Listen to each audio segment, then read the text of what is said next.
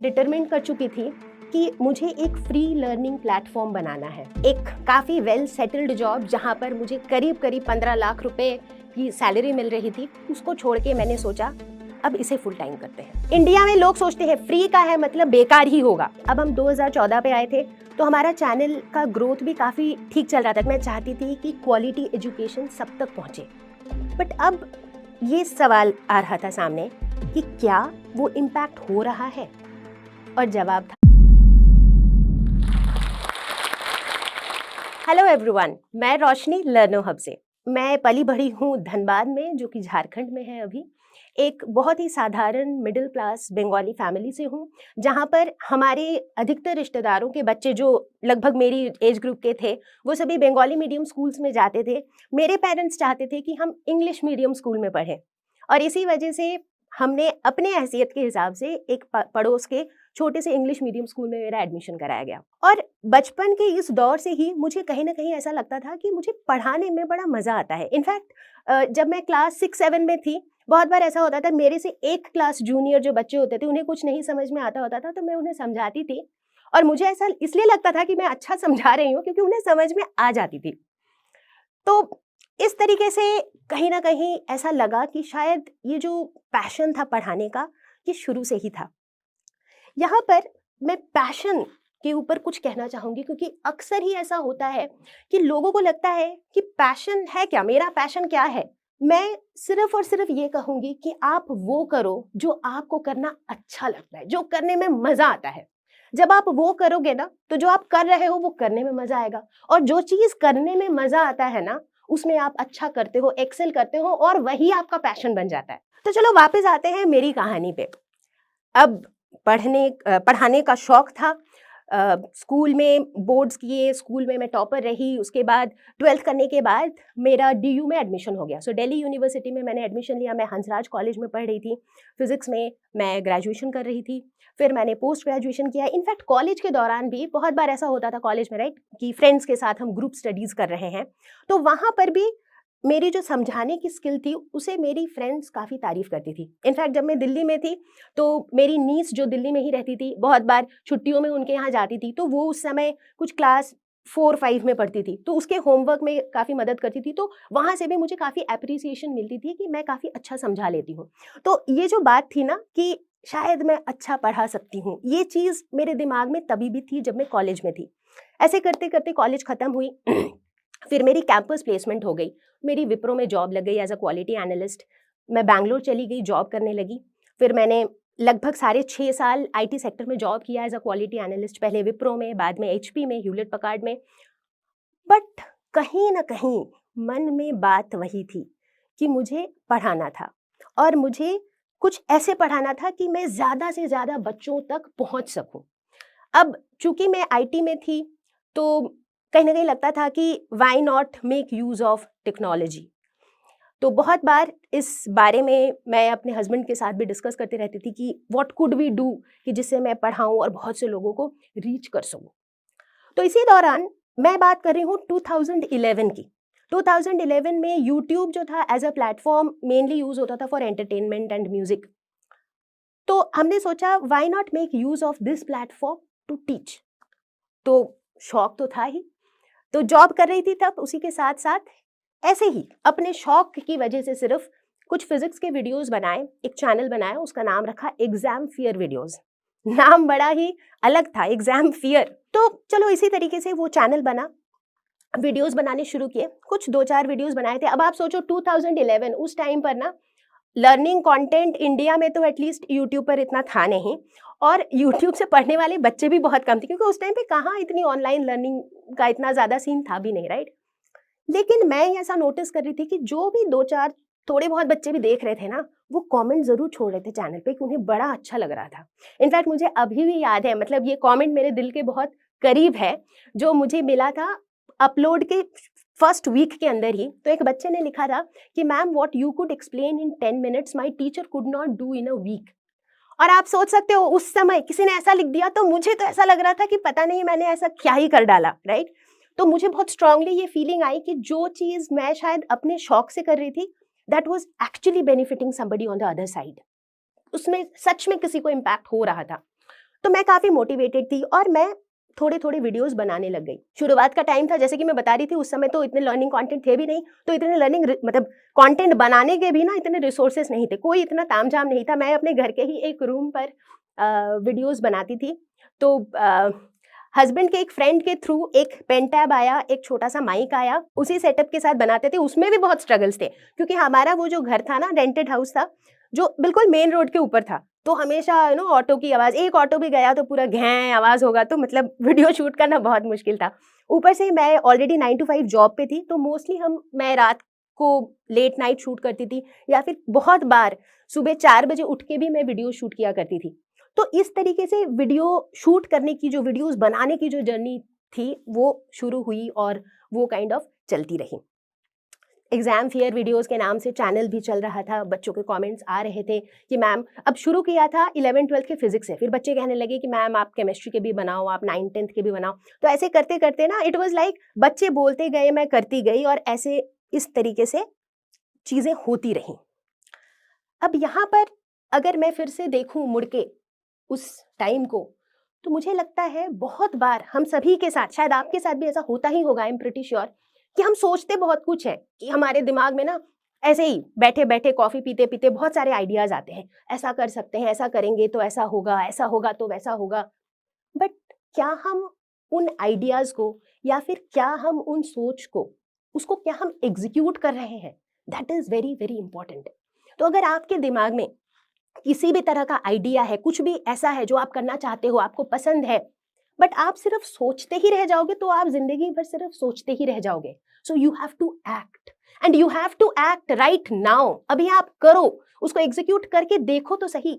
हो सकता है आप सक्सेस हो जाओ, हो सकता है आप फेलियर भी हो जाओ, बट वो बात की बात है, देखी जाएगी। नहीं भी हुआ तो I don't think you have anything to lose, right? तो कम से कम आई वुड से, जो भी चीज़ है आपके दिमाग में, आप करना चाहते हो, आप में किसी चीज़ का शौक है, कोई आइडिया है, उसको at least give it a try, give it a shot, एक बार करके देखो। फिर आपको पता लगेगा कि उसके कॉन्सिक्वेंसेस क्या हो रहे हैं। तो इसी तरीके से मैं करती रही। 2014 के आसपास मुझे ऐसा लगा कि अ, बच्चों का जो रिव्यू था, या जो भी फीडबैक था, वो काफ़ी अच्छा जा रहा था। बच्चों की डिमांड बहुत बढ़ रही थी, and to be very honest, मेरे पास बैंडविड्थ इतना नहीं हो पा रहा था कि मैं इतना कंटेंट बना सकूं, क्योंकि मैं अकेले कंटेंट बना रही थी और मेरी एक फुल टाइम जॉब भी थी। सो 2014 में मैंने एक काफ़ी बड़ा डिसीजन लिया। उस टाइम के हिसाब से एक वेल सेटल्ड आईटी जॉब मैंने रिज़ाइन कर दी, जहाँ पर मुझे करीब-करीब 15 लाख रुपए की सैलरी मिल रही थी। उसको छोड़ के मैंने सोचा, अब इसे फुल टाइम करते हैं। तो इस तरीके से एग्ज़ाम फेयर वीडियोज़ में मैं फुल टाइम कंटेंट बनाने लगी। अब चूँकि मेरे पास पूरा दिन होता था, तो मैं पूरे दिन कंटेंट बना रही होती थी, तो जो वीडियोज़ के जो वॉल्यूम थे, वो काफ़ी बढ़ गए, बिकॉज़ अब मेरे पास काफ़ी टाइम होता था, तो मैं काफ़ी वीडियोज़ बनाने लगी। और बच्चों का जो रिस्पॉन्स था, अब धीरे-धीरे, अब आप ये देखो कि अब हम 2014 पे आए थे, तो हमारा चैनल का ग्रोथ भी काफ़ी ठीक चल रहा था, क्योंकि स्प्रेड हो रहा था वो वर्ड ऑफ माउथ से। बच्चे देख रहे थे, वो दूसरों को बता रहे थे, वो भी देख रहे थे और उन्हें पसंद आ रहा था, वो मुझे और रिक्वेस्ट कर रहे थे, तो मैं और कंटेंट बना रही थी, कि मैं चाहती थी कि क्वालिटी एजुकेशन सब तक पहुँचे। बट अब ये सवाल आ रहा था सामने कि क्या वो इम्पैक्ट हो रहा है? और जवाब था हाँ, क्योंकि अब हमें ये पता चलने लग गया था, अब वो इम्पैक्ट की जो स्टोरीज़ है ना, वो हम तक आने लग गई थी। जैसे मुझे याद है 2017 में दीपल जैन, देखो नाम भी याद है मुझे, क्योंकि ये सारी कहानियाँ दिल के काफ़ी करीब है। दीपल जैन नाम की मध्य प्रदेश की एक बच्ची थी, जिन्होंने पूरे स्टेट में बायोलॉजी में टॉप किया था। तो उसकी आर्टिकल निकली थी टाइम्स ऑफ इंडिया पर, जिसमें उसने कहा था कि उसने कभी कोई कोचिंग नहीं करी, कुछ नहीं करी, उसने सिर्फ और सिर्फ हमारे वीडियोस देखे थे। तो जब मैंने उसकी उस आर्टिकल में देखा कि उसमें मेरा नाम था, कि रोशनी मैम के वीडियोस देखकर ही मुझे ये हासिल हुआ, तो एक एक अलग सी अचीवमेंट, ये सिर्फ उसकी अचीवमेंट नहीं थी, ये साथ ही साथ मेरी भी अचीवमेंट थी।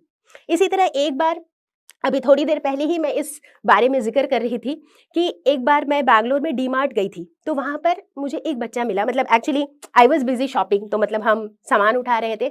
अचानक से एक लड़का आया और उसने मेरे पैर छू लिए। मतलब मेरे से तो हाइट में वो काफ़ी बड़ा ही था, तो मतलब मैं एकदम से घबरा सी गई कि अचानक से कौन आ गया। और फिर पता चला वो बच्चा 12th का बोर्ड करके उस समय बैंगलोर में आया हुआ था। उसने बताया कि उसे कुछ ब्रेन में कुछ उस प्रॉब्लम्स थे, जिसकी वजह से बैंगलोर में उसकी सर्जरी हुई थी, और वो फॉलोअप के लिए वहाँ पे आया हुआ था। उस बच्चे की कहानी ये थी कि जब वो 12th में था, उसकी तबीयत अक्सर खराब रहा करती थी, जिसकी वजह से वो स्कूल जा नहीं पाता था। तो वो कंप्लीटली हमारे वीडियो कंटेंट पे रिलाई कर रहा था। हमारे वीडियो कंटेंट पे रिलाई करते हुए उसने बोर्ड के एग्ज़ाम दिए और उसके 85% नंबर भी आए। तो जब बच्चे ऐसी कहानियाँ शेयर करते हैं तो आप खुद सोचो, मतलब वो बच्चा मेरे सामने था और वो अपनी ये कहानी बता रहा था। इनफैक्ट उसके साथ उसकी बड़ी बहन थी, जो मुझे ये कह रही थी कि मैम इसने ना अपने रूम में, वो आसाम का लड़का था जो बैंगलोर आया हुआ था उस टाइम पे, तो वो बता रही थी कि इसने अपने कमरे में ना कोई न्यूज़पेपर कटिंग से आपकी फ़ोटो निकाल के उसको चिपका रखा है। ये आपको एकदम बहुत ज़्यादा मानता है। तो जब ऐसी कहानियाँ सामने आती है ना, तो लगता है कि ये जो पूरा जो एफर्ट है ना, it is definitely worth it, क्योंकि जो बच्चे हैं उन्हें इस चीज़ की ज़रूरत थी। और जैसे-जैसे बच्चों को हमारे बारे में पता चलते रहा, वैसे-वैसे हमारी भी ग्रोथ होती रही। 2015 के आखिरी-आखिरी के तक हमें हमारे चैनल पर 1 लाख सब्सक्राइबर थे। आज की डेट पे जब मैं ये बोल रही हूँ, शायद आपको लगेगा 1 लाख सब्सक्राइबर ऑलमोस्ट हर यूट्यूब चैनल पे होता है, बट तब ऐसा नहीं था। उस समय यूट्यूब पर लर्निंग चैनल, मतलब यूट्यूब पर पढ़ने के लिए आते ही बहुत कम बच्चे थे, राइट? जो सीरियस लर्नर्स हों। तो 1 लाख सब्सक्राइबर होना भी एक बहुत बड़ी बात थी उस टाइम पर, तो काफ़ी अच्छा चल रहा था। मैं भी काफ़ी खुश थी। लेकिन एक वो कहते हैं ना, जीवन की सच्चाई होती है कि life is a sine curve. आप खुश हो, बहुत अच्छी बात है, बट खुश के बाद कभी न कभी आप दुखी भी होगे ही किसी न किसी कारण से, है ना? तो अगर सुबह हुआ है तो रात होगी ही, रात हुई है तो सुबह होगी ही। तो कुछ वैसी ही कहानी मेरे साथ भी हुई। तो 2017 के ही बाद से एक ऐसा फेज आया मेरी लाइफ का, जिसमें I went through my maternity, खुद के कुछ पर्सनल ऑब्स्टिकल्स आए, जिसकी वजह से मैं ज़्यादा कंटेंट बना नहीं पाई। और अभी तक जो मेरी कहानी रही उसमें क्या था कि I was the only content creator, मैं, मुझे ही कंटेंट बनाना था। बट अब इन चीज़ों की वजह से कुछ टाइम तक मैं कंटेंट रेगुलरली बना नहीं पाई। और जैसे ही आप कंटेंट नहीं बनाते हो तो कहीं ना कहीं आपको उसका कॉन्सिक्वेंस भी दिखने लगता है। तो अब तक जो था, जब से शुरू की थी तब तक से मुझे अपना ग्राफ बस यूं दिख रहा था, ऊपर जाता हुआ। बट अब ये जो एक फेज था मेरा 2017 के एंड से लेकर के आप कह लो 2018 पूरा, उस टाइम पे मुझे अब सिर्फ वो स्टैग्नेंट ही नहीं दिख रहा था, बल्कि वो नीचे जाता हुआ भी दिख रहा था। और उसके भी कई कारण थे। पहला ये कि मैं उस समय कंटेंट बना नहीं पा रही थी। दूसरा ये कि जियो के पेनिट्रेशन की वजह से अब जो है ना, ऑडियंस काफी थे, और जियो के पेनिट्रेशन की वजह से अब मार्केट में प्लेयर्स भी काफ़ी थे। इनफैक्ट बहुत सारे प्लेयर्स जो आज की डेट में मार्केट में हैं, वो सभी, हम ऑलरेडी एग्जिस्ट करते थे, उसके बाद वो सारे प्लेयर्स आए। बट वो जो दौर था ना, उस दौर में काफ़ी लोग ग्रो कर गए, तो कंपटीशन काफ़ी ज़्यादा बढ़ चुका था उस टाइम पर। तो सब कुछ को मिलाते हुए उस टाइम पर मुझे दिख रहा था कि जो मेरा ग्राफ है वो नीचे की तरफ जा रहा है। But because of my own reasons मैं उस समय पर इतना ज़्यादा एक्टिव नहीं रह पाई। ये जो टाइम आता है हम सभी के लाइफ में, ये एक बहुत बहुत बहुत क्रिटिकल टाइम होता है, क्योंकि अक्सर ही जब अच्छा वक्त आता है तब तो सब कुछ फ्लावर ही होता है, सब कुछ एकदम, मतलब we are on top of the world. But जब ये खराब वाला टाइम आता है ना, बहुत बार हम इतने ज़्यादा हताश हो जाते हैं, इतने ज़्यादा डिप्रेस्ड और डिसअपॉइंटेड फील करते हैं कि आप कह लो कि दिमाग वगैरह भी काम करना बंद कर जाता है। तो कई बार लोग ऐसे स्टेट में डिसीजंस भी जो लेते हैं वो भी गलत ले लेते हैं। इतने ज़्यादा टूट चुके होते हैं कि उनका वापस से गेम में आना ही मुश्किल हो जाता है, और ऐसा बहुत होता है सबके साथ। तो मुझे लगता है कि इस तरह का जो फ़ेज़ आता है लाइफ में, क्योंकि मैं उस फ़ेज़ से गुज़री हूँ, रोई भी हूँ, डिप्रेस भी हुई हूँ, लेकिन कहीं न कहीं अंदर ही अंदर मैं खुद से हमेशा ये कहती रही कि ये फ़ेज़ भी जाएगा। And I think that plays a very very very critical role. तो मैं सभी को कहूंगी कि जरूरी नहीं है कि ये आपके काम से रिलेटेड ही हो, it could be about anything. बहुत बार हमारी फैमिली में कुछ प्रॉब्लम्स आ जाती है, हेल्थ इश्यूज आ जाती है, किसी भी तरह की प्रॉब्लम जब आपके ऊपर आती है, और आप देखना ऐसा, मतलब शायद ये मिथ है, बट ऐसा होता है कि ऐसा लगता है कभी कभी ना प्रॉब्लम आती है तो हर तरफ से बस प्रॉब्लम्स ही आ रही हैं, ऐसा बहुत बार होता है। तो ऐसे टाइम पर काम, कंपोज्ड या बहुत ज्यादा धैर्य रखना एक्चुअली बहुत मुश्किल होता है। मतलब बोलना आसान है बट इसको करना काफ़ी मुश्किल होता है। बट मुझे लगता है कि आप अगर अपने आप से ये एक सेंटेंस हमेशा दोहराते रहो कि ये फेज़ भी पार होगा, तो क्या होता है कि आप वो जो अच्छा वाला टाइम जो आ रहा है ना, आप बार-बार खुद को कह रहे हो कि ये वाला टाइम आ रहा है, तो कहीं न कहीं आपका जो दिमाग है ना, वो उस अच्छे टाइम के बारे में सोच रहा है। तो कहीं न कहीं आप थोड़ा अच्छा फ़ील कर रहे हो, राइट? तो ये जो है ना, ये अपने आप से ही आपको कहीं न कहीं अंदर से एक स्ट्रेंथ देती है, एक पॉजिटिविटी देती है फॉर द फ्यूचर। तो मुझे लगता है कहीं न कहीं दैट हेल्प्ड मी। वो बुरा फेज था, लेकिन मैं रुकी नहीं। 2019 में आई केम बैक। पहले मैं मतलब बिल्कुल ठंडे दिमाग से सोचा, समझा, काफी सारी चीजें प्लान करी, क्योंकि मतलब ऐसा नहीं कि बस करना है तो फिर से आप वही कर रहे हो। अब आपने देखा है, right, you also need to find out the root cause, कि मतलब अगर मान लो आपका ग्राफ ऐसा गया है, क्यों गया है, figure that out, fix that and then come back, right. तो मैंने भी कुछ ऐसा ही किया। 2019 में मैं वापस आई, तो मुझे लगा this was a good time to go for a rebranding. तो हमने पूरी रीब्रांडिंग कर दी। एग्जाम फियर से हमने पूरा ब्रांड नेम चेंज कर दिया टू लर्नो हब, क्योंकि जैसा मैंने शुरू से बताया था कि हमारा गोल हमेशा से ये था कि क्वालिटी एजुकेशन सभी बच्चों के लिए। और क्वालिटी एजुकेशन मतलब इंडिया में लोग सोचते हैं फ्री का है मतलब बेकार ही होगा, ऐसा ही लोगों को लगता है। और इसीलिए हम अपने हर वीडियो के आखिरी में बोलते हैं लर्नो हब मतलब फ्री है पर बेस्ट है। और उस बेस्ट को हम एक्चुअली बेस्ट पे रखते हैं, हम सिर्फ बोलते नहीं हैं, हम उसको बेस्ट पे रखते हैं। तो इसीलिए बहुत ज्यादा फोकस मैंने रखा क्वालिटी पे, और इसी वजह से लर्नो हब लर्निंग सिंप्लीफाइड ये नाम हमारा नया नाम आया 2019 में। उसके बाद हमने जो हमारा जो पूरा प्रोडक्शन क्वालिटी था, क्योंकि जब शुरू किया था तब इतने रिसोर्सेज भी नहीं थे, तो एक बहुत ही बेसिक फॉर्मेट में वीडियोस बनते थे। वीडियोस हमारे पॉपुलर सिर्फ और सिर्फ इसलिए थे क्योंकि जो वीडियो का जो कंटेंट था उसमें काफी दम था, एक्सप्लेनेशन में काफी दम था, बच्चों को चीजें समझ में आती थी, इसलिए हमारे वीडियोस पॉपुलर थे। तो अब हमने क्या किया, हमने ओवरऑल पूरी प्रोडक्शन क्वालिटी को काफी चेंज किया। हम लेकर आए वन शॉट वीडियोस, और रोशनी मैम के वन शॉट वीडियोस बच्चों को आज भी बहुत पसंद है। और आज भी मैं वही वन शॉट वीडियोस आज भी बनाती हूँ, क्योंकि आज भी बच्चे उन्हीं वीडियोस की डिमांड करते हैं। 2 साल 3 साल पहले बनी हुई वीडियोस आज भी बच्चे बड़े ही दिल से देखते हैं और उन्हें बहुत ज्यादा फायदा भी होता है। तो इस तरीके से मैं वापस आई। जब मैं वापस आई, पूरा जी जान लगा के सब कुछ डाला, तो वापस से मुझे मेरा कर्व ऊपर जाते हुए दिखने ही लगा। तो इसीलिए लगे रहो, डटे रहो, गाड़ी चल पड़ेगी। लेकिन जैसा कि मैं थोड़ी देर पहले बता रही थी कि अगर हमने ठोकर खाया है तो अब हमें आगे के लिए सावधान होना जरूरी है। पिछली बार जो ठोकर मैंने खाया था उसका एक मेजर रीजन ये था कि मेरे लिए टीम सिर्फ मैं थी। अगर मैं कंटेंट नहीं बना पाई तो कंटेंट नहीं जाएगा। तो इसलिए इस बार मैं डिटरमिन्ड थी कि मुझे एक टीम बनाना है। I wanted to build a team. तो यहाँ से एक नया दौर शुरू हुआ। करते करते 2021 में जाके हमने एक टीम बनाई।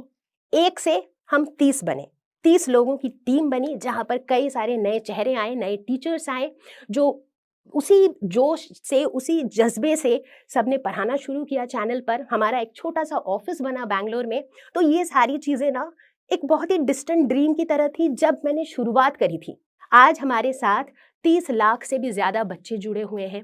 हमारा जो ऐप है उस ऐप पर 5 लाख से भी ज्यादा डाउनलोड्स है, जिसे हमने रिसेंटली लॉन्च किया है। धीरे धीरे करके जैसे जैसे बच्चों ने ही हमारे बारे में दूसरों को बताया, तो बहुत सारे रिकॉग्निशंस भी हमारे और आने लगे। जैसे कि 2017 में लिम्का बुक ऑफ रिकॉर्ड्स ने हमें रिकॉग्नाइज किया for creating more than 5700 video lessons on education and making them available for free to all the students. इसी तरह से 2016 में मुझे भारत के माननीय प्रेसिडेंट ऑफ इंडिया से मुझे अवार्ड मिला for my contribution in the field of education. तो मैं एक और बार सबको यही कहूंगी कि लाइफ में अप्स एंड डाउन्स तो आते ही रहेंगे। मतलब आज भी हम जहां पर हैं वहां पर भी हमारे सामने चैलेंजेस हर दिन आते रहते हैं। बट दिक्कत तब आएगी जब हम उन चैलेंजेस को देखते हुए क्विट कर जाएं या रुक जाएं। दिक्कत तब है। अगर उन चैलेंजेस से घबरा के हम कोई दूसरा रास्ता निकाल ले उसी ड्रीम को अचीव करने का, तो हम जीत गए, है ना। तो इसीलिए चैलेंजेस से ना घबराते हुए मैं चाहूंगी कि सभी लोग अपने अंदर के उस हुनर को ढूंढे, अपने उस शौक को, अपने उस पैशन को, अपने उस इंटरेस्ट को ढूंढे। कोई भी ऐसा आइडिया, कोई भी ऐसा कुछ जो आपके दिमाग में है, जो आप काफी दिनों से करना चाहते हो, रुको मत, उसको आप कर डालो। और मैं मेरी personal favourite in 2 beautiful lines के साथ ये खत्म करना चाहूंगी। हौसले हो बुलंद तो हर मुश्किल को आसान बना देती है। हौसले हो बुलंद तो हर मुश्किल को आसान बना देती है। छोटी टहनियों की क्या बात, हम तो बरगद को हिला देंगे। Thank you so much.